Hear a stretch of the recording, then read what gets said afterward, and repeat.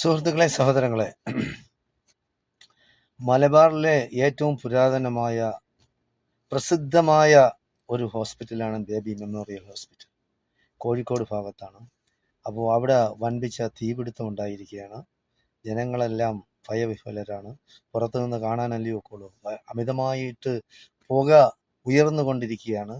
പുതുതായിട്ടുണ്ടാക്കിയ C ബ്ലോക്കിലാണ് ഈ തീപിടുത്തം ഉണ്ടായിരിക്കുന്നത്. കൂടുതലായിട്ട് പുക അന്തരീക്ഷത്തിലേക്ക് ഇങ്ങനെ ഉയർന്നു പൊങ്ങുകയാണ്.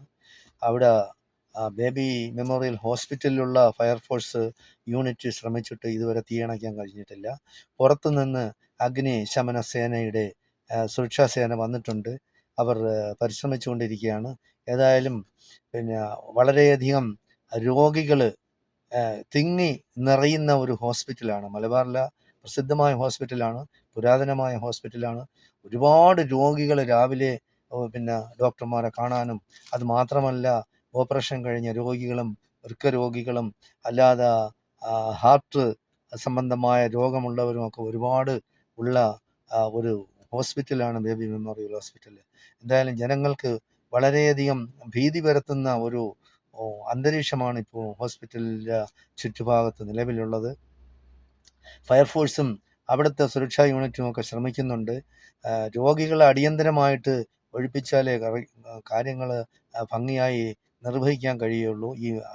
ഇത് നമ്മുടെ അഗ്നിശമന സേന എത്തിയിട്ടുണ്ടെങ്കിലും അത് പ്രവർത്തിക്കണമെങ്കിൽ, ശരിയായ രീതിയിൽ പ്രവർത്തിക്കണമെങ്കിലും രോഗികളെയൊക്കെ അടിയന്തരമായിട്ട് പല സ്ഥലങ്ങളിലോട്ടും ഒഴിപ്പിക്കേണ്ടി വരും. നിലവിൽ അവിടെ വേറെ അപകടങ്ങളൊന്നും, വേറെ മനുഷ്യ മുറിവുകളോ അല്ലെങ്കിൽ വേറെ എന്തെങ്കിലും ബുദ്ധിമുട്ടുകളോ രോഗികൾക്ക് രോഗങ്ങളോ അല്ലെങ്കിൽ അപകടങ്ങളോ ഒന്നും ഉണ്ടായിട്ടില്ല.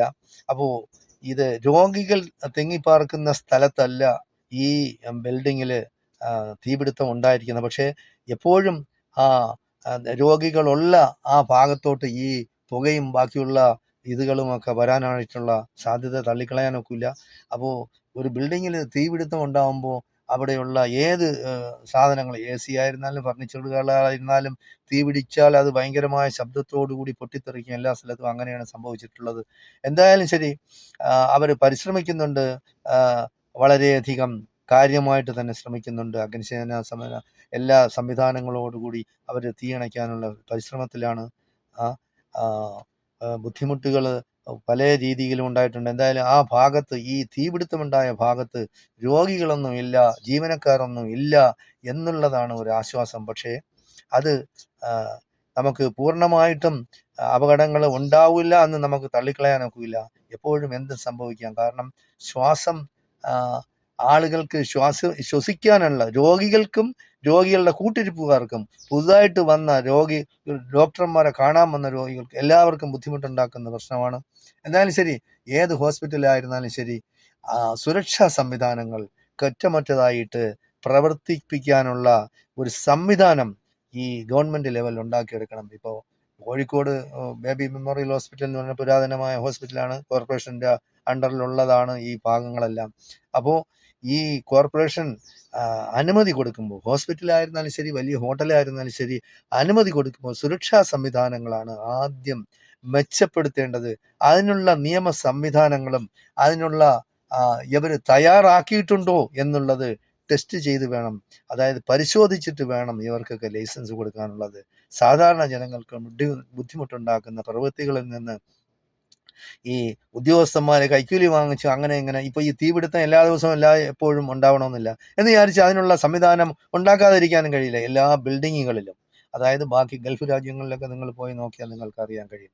ബിൽഡിങ്ങുകൾ നിർമ്മിക്കുമ്പോൾ അതിൻ്റെ സംവിധാനങ്ങൾ എന്ന് പറയുന്നത് സുരക്ഷാ സംവിധാനങ്ങളാണ്. എല്ലാ സൗകര്യങ്ങളും ഫയർഫോഴ്സിൻ്റെ എല്ലാ റൂമുകളിലും എല്ലാ ഫ്ലാറ്റുകളിലും എത്തത്തക്ക രീതിയിലാണ് ആ സംവിധാനം ഉണ്ടാക്കിയിരിക്കുന്നത്.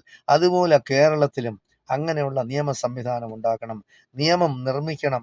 കോർപ്പറേഷൻ ആയിരുന്നാലും ശരി, ഗവൺമെന്റിന്റെ ഭാഗത്തു നിന്നായിരുന്നാലും ശരി, അങ്ങനെയുള്ള സംവിധാനങ്ങൾ ഉണ്ടാക്കണം. രോഗികൾക്കായിരുന്നാലും ഹോട്ടലുകൾക്കായിരുന്നാലും, ഇതിപ്പോ ഹോസ്പിറ്റലാണ്. ഹോസ്പിറ്റൽ എന്ന് പറയുമ്പോൾ ഈ ഹോട്ടലിൽ നിന്ന് ഇറങ്ങി ഓടാൻ പറ്റുന്ന രീതിയിലുള്ള ആയിരിക്കില്ലല്ലോ രോഗികളെന്ന് പറയുന്ന ഓപ്പറേഷൻ കഴിഞ്ഞവരും ഓപ്പറേഷൻ കാത്തു കിടക്കുന്നവരും ഒക്കെ ഒരുപാടുണ്ടാവും. പിന്നെ അവരെ കൂട്ടിരിപ്പുകാരുണ്ടാവും, അവരെ പുതിയതായിട്ട് രോഗികളുണ്ടാവും, ഡോക്ടർമാരെ കാണാൻ വരുന്നത്. അപ്പൊ തിക്കും തിരക്കും അനുഭവപ്പെടുന്ന ഒരു വലിയ ഹോസ്പിറ്റലാണ് മലബാർ ഭാഗത്തെ.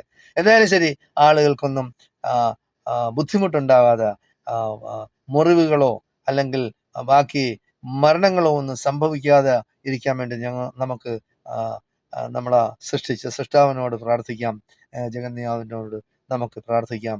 എല്ലാം ശുഭമായിട്ട് പര്യവസാനിക്കട്ടെ. എത്രയും വേഗം തീ അണച്ച് ജനങ്ങൾക്ക് ഉണ്ടാകാതെ ഹോസ്പിറ്റൽ അധികൃതരും അഗ്നിസേന വിഭാഗവും പരിശ്രമിക്കണമെന്നാണ് എനിക്ക് പറയാനുള്ളത്. നന്ദി, നമസ്കാരം. ജയ് ഹിന്ദ്, ജയ് ഭാരത്.